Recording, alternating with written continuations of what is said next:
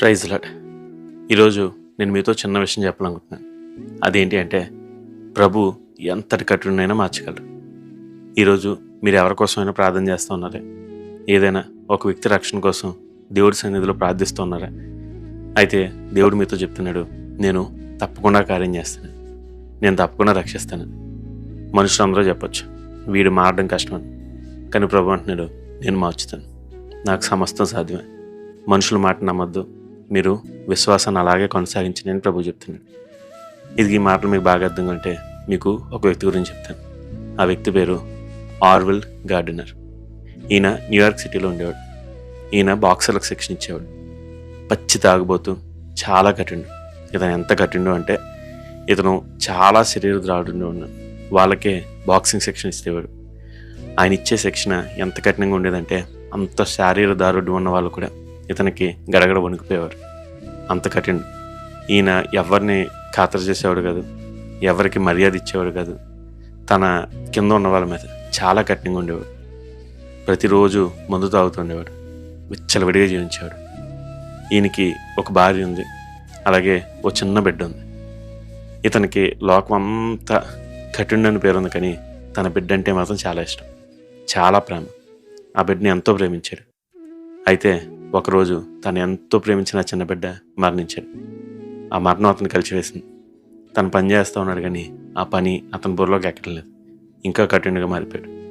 ఒకరోజు అలాగే ఒక బార్కి వెళ్ళి మందు తాగుతూ ఆ బార్లో గాలాడక ఒకసారి బయటకు వచ్చాడు. బయట అతను మాత్రం ఉన్నాడు, ఒంటరిగా ఉన్నాడు. అది కటిక చీకటి, బాగా రాత్రి అయిపోయింది. ఆకాశం వైపు చూస్తే ఓ నక్షత్రం కనిపించింది. ఆ నక్షత్రాల సమూహం అంతట్లో ఆ నక్షత్రం మాత్రం అతను ప్రత్యేకంగా అనిపించింది. అతను ఆ నక్షత్రాన్ని చూడగానే అనుకున్నాడు, నా బిడ్డ ఎక్కడున్నాడు? ఇదిగో ఆ ఆకాశంలో కలిసిపోయి ఉన్నాడు కదా, నేను కూడా నా బిడ్డతో పాటు ఉంటే ఎంత బాగుండు అనే ఆలోచన వచ్చింది. ఇదిగో ఆలోచన రాగానే అతని హృదయంలో తన చిన్నప్పుడు తల్లి చెప్పిన మాటలు గుర్తొచ్చినాయి.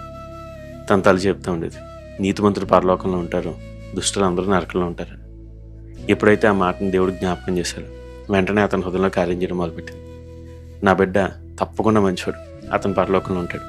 మరి ఇప్పుడు నేను చచ్చిపోతే నా బిడ్డ దగ్గరికి వెళ్ళగలనా? ఈ ఆలోచన రాగానే అతను వెంటనే తన తల్లి దగ్గర పరిగెట్టాడు. వృద్ధాప్యంలో ఉన్న తల్లి దగ్గరికి వెళ్ళి, ఆ తాగుబోతు, ఆ రోజు రాత్రి తాగు ఉన్న వ్యక్తే, ఆ అర్ధరాత్రి తల్లి దగ్గర మోకరించి, అమ్మ నా కోసం ప్రార్థించే, ఇదిగో నేను మారాలనుకుంటున్నాను, నా బిడ్డ కోసం మారాలనుకుంటున్నాను, నా బిడ్డను చేరాలనుకుంటున్నాను, దేవుడితో పాటు ఉండాలనుకుంటున్నాను, నరకానికి వెళ్ళాలనుకోవట్లేదు అంటుంటే ఆవిడ అతని కోసం ప్రార్థన చేసింది. ఇక వెంటనే తన ఇంటికి వెళ్ళాడు. ఇంట్లో మొత్తం వెతికితే అతనికి ఒక విస్కీ బాటిల్ కనిపించింది. వెంటనే దాని చేతిలో తీసుకున్నాడు. నేలకేసి కొడదాం అనుకున్నాడు. అతనికి ధైర్యం సరిపోలేదు. ఆ వాసన మరలా అతను టెంప్ట్ చేసేస్తని భయం వేసింది. వెంటనే పక్కనే ఉన్న నది దగ్గరికి వెళ్ళాడు.